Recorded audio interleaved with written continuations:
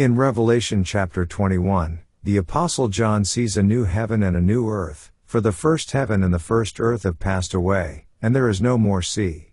This vision signifies the complete renewal of creation and the fulfillment of God's eternal plan, where sin, suffering, and death are no longer present. John describes the holy city, the New Jerusalem, coming down from God out of heaven, prepared as a bride adorned for her husband. God's glory illuminates the city, and there is no need for sun or moon, symbolizing the full presence of God and the perfection of His creation.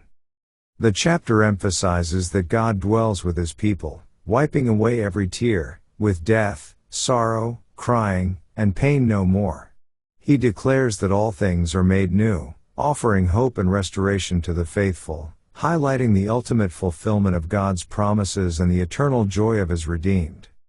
Finally, John presents a vision of the city's gates, foundations, and streets, describing its immense beauty, precious stones, and pure gold. The chapter concludes with the assurance that only those written in the Lamb's book of life may enter, while the lake which burneth with fire and brimstone is reserved for the wicked. Revelation 21 emphasizes the renewal of creation, God's dwelling with humanity, the eradication of suffering, and the eternal reward for the faithful. Let's now read Revelation chapter 21.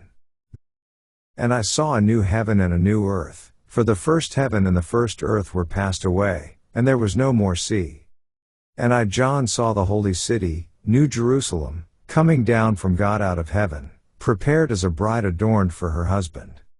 And I heard a great voice out of heaven saying, Behold, the tabernacle of God is with men, and He will dwell with them, and they shall be His people, and God Himself shall be with them, and be their God. And God shall wipe away all tears from their eyes, and there shall be no more death, neither sorrow, nor crying, neither shall there be any more pain, for the former things are passed away. And He that sat upon the throne said, Behold, I make all things new. And He said unto me, Write, for these words are true and faithful. And He said unto me, It is done. I am Alpha and Omega, the beginning and the end. I will give unto him that is athirst of the fountain of the water of life freely.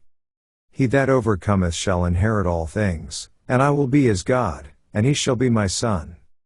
But the fearful, and unbelieving, and the abominable, and murderers, and whoremongers, and sorcerers, and idolaters, and all liars, shall have their part in the lake which burneth with fire and brimstone, which is the second death. And there came unto me one of the 7 angels which had the 7 vials full of the 7 last plagues, and talked with me, saying, Come hither, I will show thee the bride, the Lamb's wife.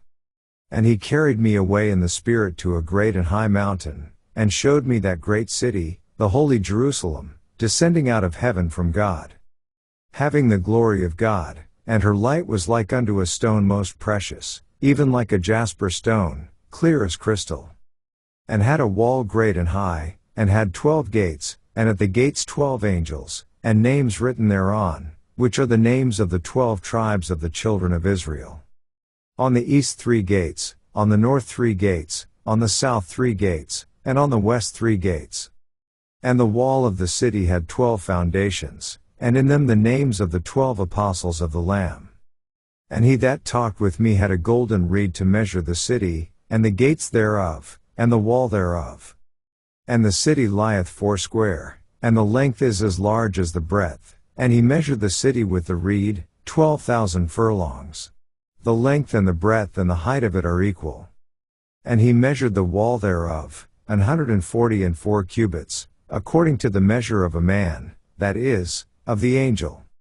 And the building of the wall of it was of jasper, and the city was pure gold, like unto clear glass.